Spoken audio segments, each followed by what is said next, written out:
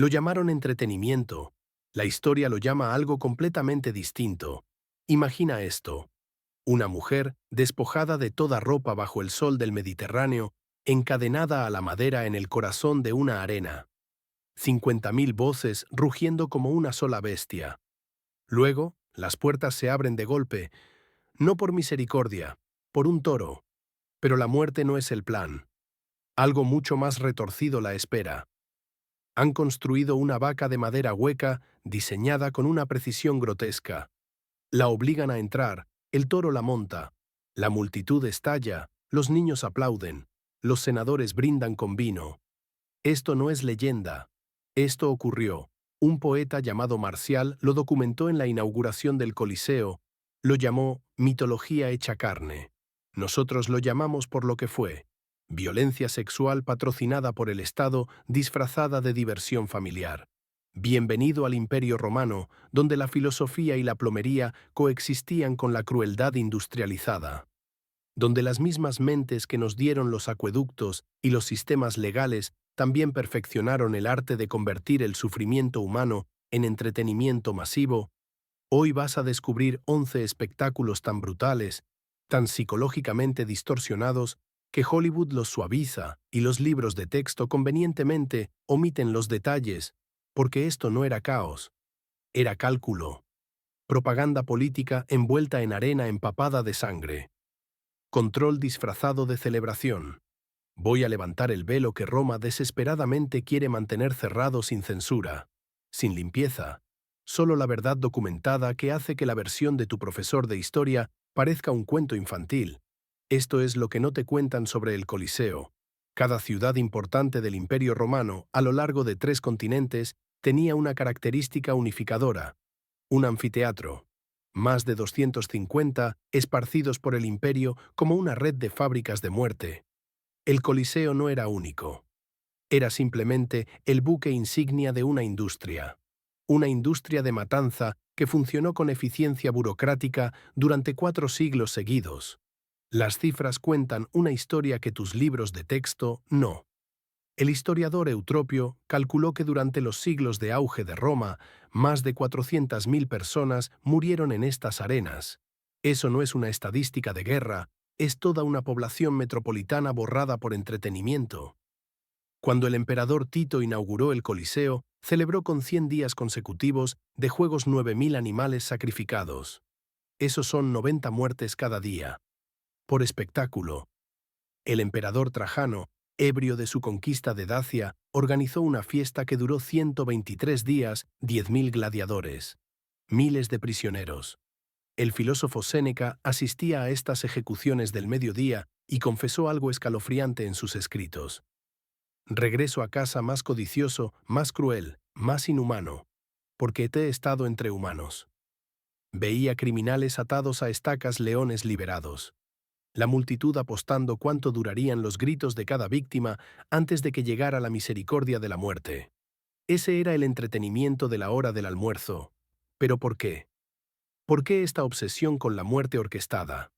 Porque la arena lograba algo que ningún desfile militar ni discurso político podía igualar: enseñaba obediencia absoluta mediante el placer. Cuando ves a un hombre ser destrozado y aplaudes, te vuelves cómplice. Esa complicidad fue diseñada. Según el historiador Casio Dion, Roma gastaba más en espectáculos de arena que en infraestructura, educación o hospitales combinados. Para el siglo II, habían construido cadenas de suministro que impresionarían a las empresas logísticas modernas. Leones de África. Criminales de la Galia, cristianos de Judea. La muerte se empaquetaba, programaba, presupuestaba y entregaba a diario a una población adicta a ver sufrir a otros. Ese era el sistema. Ahora déjame mostrarte lo que realmente ocurría en esa arena empapada de sangre. Todo comenzó en un funeral, con sangre. El año era 264 a.C. 3 hermanos querían honrar a su difunto padre, no con oraciones ni flores, sino con carnicería. Armaron 3 pares de esclavos y los obligaron a luchar a muerte en el foro boario, un mercado de ganado que apestaba a estiércol y humo. Lo llamaron munús, un deber con los muertos inquietos. La práctica fue robada a los enemigos de Roma, los campanos y samnitas, que creían que los espíritus necesitaban sangre para encontrar la paz. Pero las élites romanas reconocieron algo más valioso que la obligación religiosa. Vieron poder. Un funeral con derramamiento de sangre demostraba riqueza. Un funeral con un derramamiento de sangre espectacular demostraba dominio. Para el siglo III a.C., los políticos habían convertido los juegos funerarios en herramientas de campaña, lo llamaban piedad. Todos los demás lo llamaban lo que era: teatro político escrito en tejido humano. Incluso los disfraces contaban historias de conquista. El gladiador samnita vestía una armadura que imitaba a los enemigos derrotados de Roma. Cada golpe de espada era una repetición de la victoria imperial. La muerte se volvió propaganda. Las gradas de madera temporales evolucionaron en anfiteatros de piedra permanentes, templos de violencia donde cada ejecución susurraba el mismo mensaje: Roma domina a los hombres, los ejércitos, incluso la muerte misma. Los juegos funerarios fueron solo el comienzo. Lo que vino después convirtió la arena en el escenario más cruel de Roma, porque Roma descubrió que el sufrimiento exótico se vende mejor que la muerte ordinaria. Leones arrastrados desde el norte de África, leopardos del Cáucaso, cocodrilos transportados por el Nilo, jirafas traídas a través de desiertos abrasadores. No se exhibían como maravillas de la naturaleza. Se condenaban como presas en un carnaval de matanza sistemática.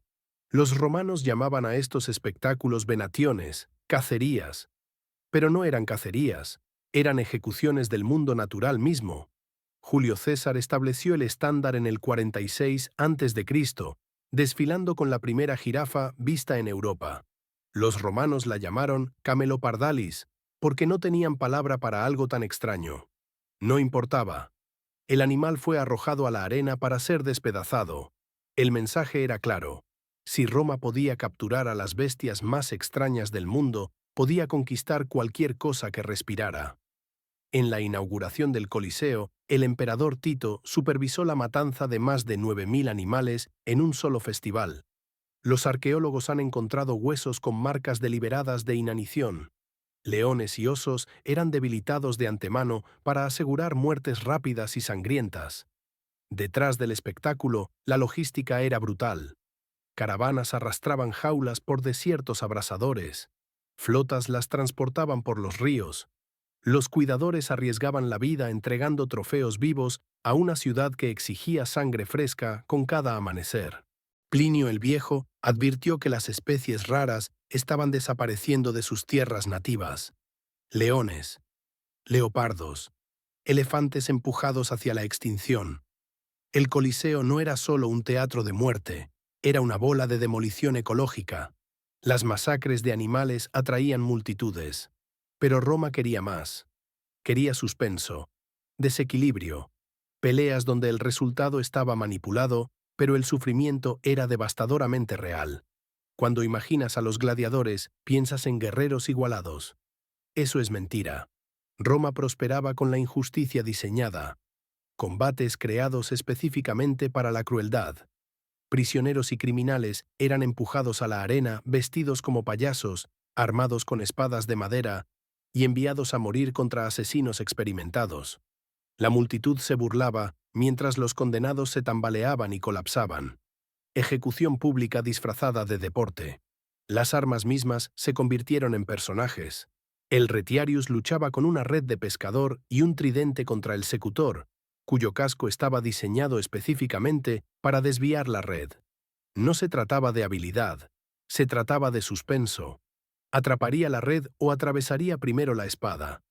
A veces un solo gladiador enfrentaba a varios oponentes.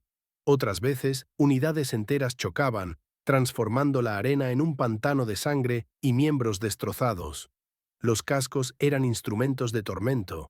Algunos estrechaban la visión, obligando a los combatientes a tropezar medio ciegos mientras el público aullaba de risa. Otros eran tan pesados que simplemente levantar la cabeza se convertía en agonía. La armadura no era protección, era castigo. Los gladiadores vestían como bárbaros, obligados a encarnar a los enemigos derrotados de Roma. Su derrota inevitable recordaba a cada espectador que el imperio siempre prevalecía. El combate desigual era cruel, pero no era lo peor, porque Roma tenía una categoría especial de víctimas. Personas que no estaban destinadas a defenderse, estaban destinadas a morir gritando mientras la multitud aplaudía. Al mediodía, el combate daba paso al teatro, con la muerte como protagonista. Los romanos lo llamaban damnatio ad bestias, condena a las bestias criminales, desertores, esclavos, prisioneros de guerra.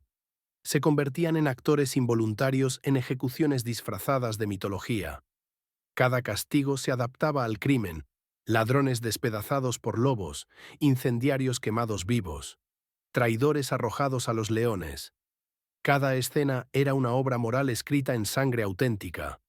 Los leones eran muertos de hambre hasta la locura antes de ser liberados.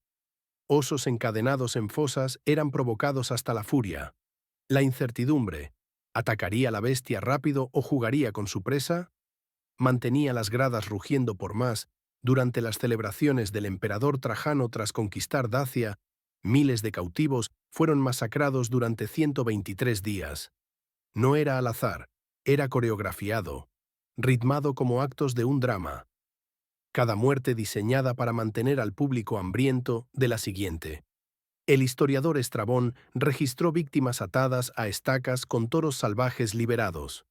Los toros, entrenados para atacar el movimiento, corneaban a los prisioneros mientras la multitud apostaba cuánto durarían los gritos de cada víctima. Esto no era justicia, era entretenimiento con disfraz moral. Pero si crees que esto representa las profundidades de la depravación romana, ni siquiera te acercas, porque lo que viene después es donde la ejecución dejó de tratarse de la muerte y se convirtió en teatro sádico puro. Para los condenados, morir no bastaba. Tenían que representar su propia desaparición. Los prisioneros eran obligados a recrear los mitos de Roma usando sus propios cuerpos como utilería.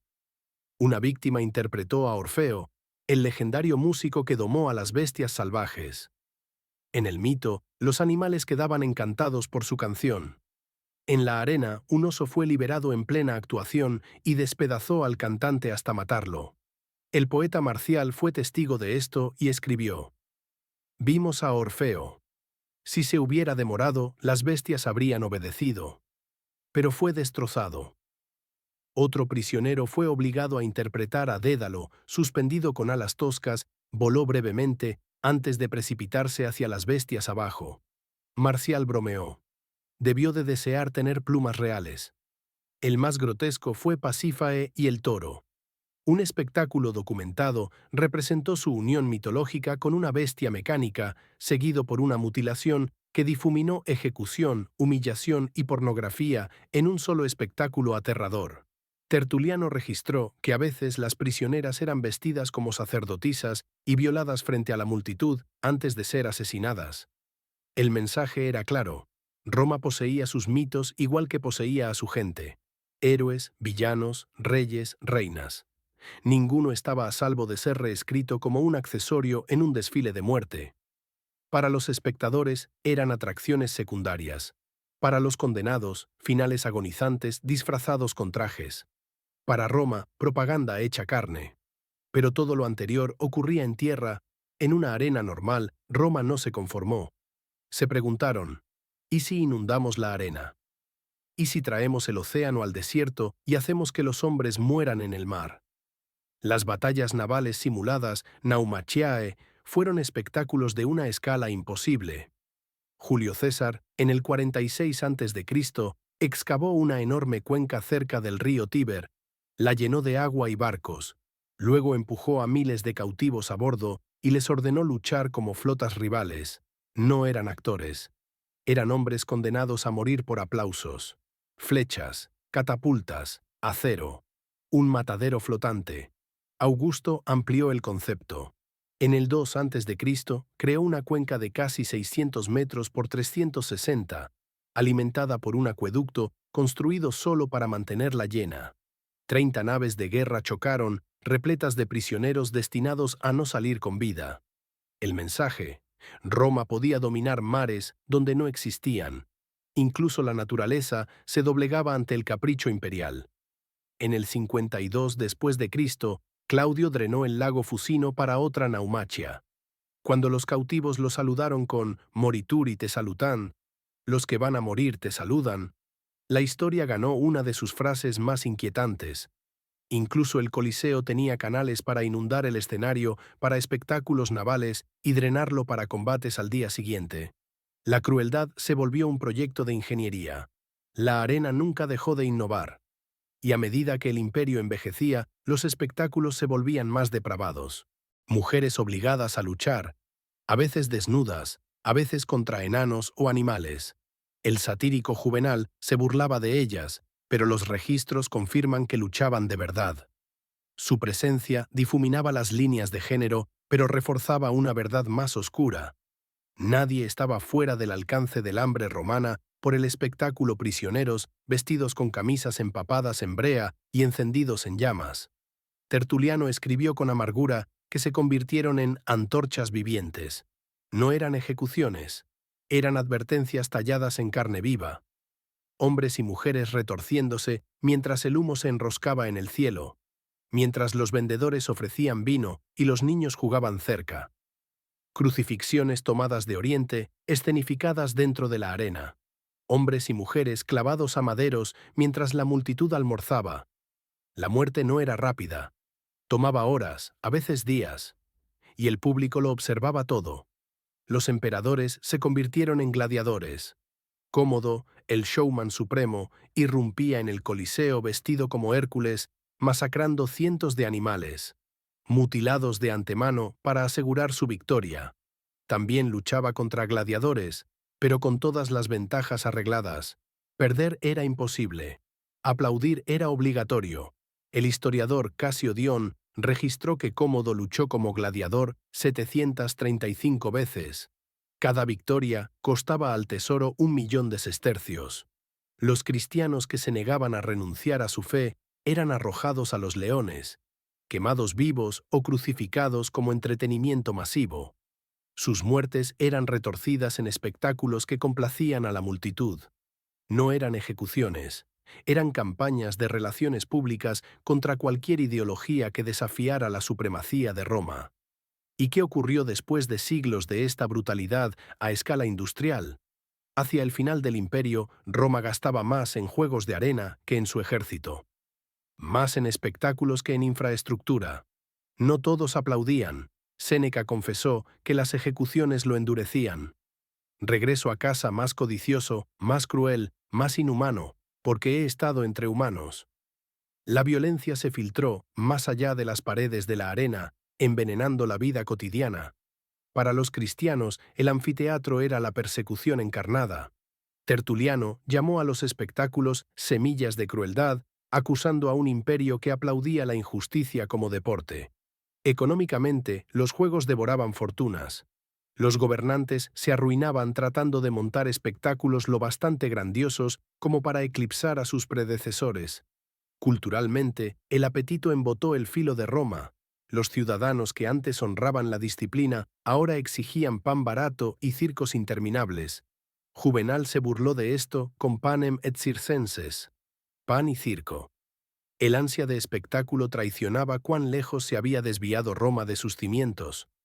A medida que las fronteras se resquebrajaban y los fondos se agotaban, las arenas se derrumbaron.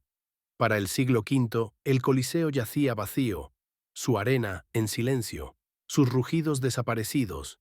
La pregunta moral permanece: ¿podía una sociedad que entrenó a su pueblo para disfrutar del sufrimiento realmente perdurar? La historia respondió con el colapso. Hoy, el Coliseo se alza, marcado pero orgulloso. Camina por sus túneles y quizá oigas ecos. Hierro chocando, bestias rugiendo. 50.000 voces elevándose como una sola. Es fácil admirar la piedra. Más difícil es recordar su propósito. La crueldad ensayada hasta que se volvió normal. Las arenas de Roma no trataban de sangre. Trataban de control, de moldear cómo los ciudadanos pensaban, reían, obedecían. Cada caza, cada ejecución, cada mito renacido en gritos servía a un solo fin: hacer que el poder pareciera eterno. Esa es la advertencia tallada en las ruinas. Una civilización que glorifica la violencia eventualmente se derrumba bajo sus propios aplausos.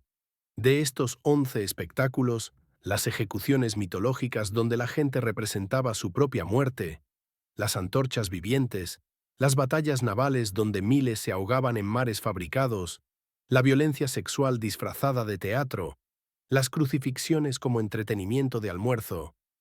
¿Cuál cruza la línea entre castigo y maldad pura?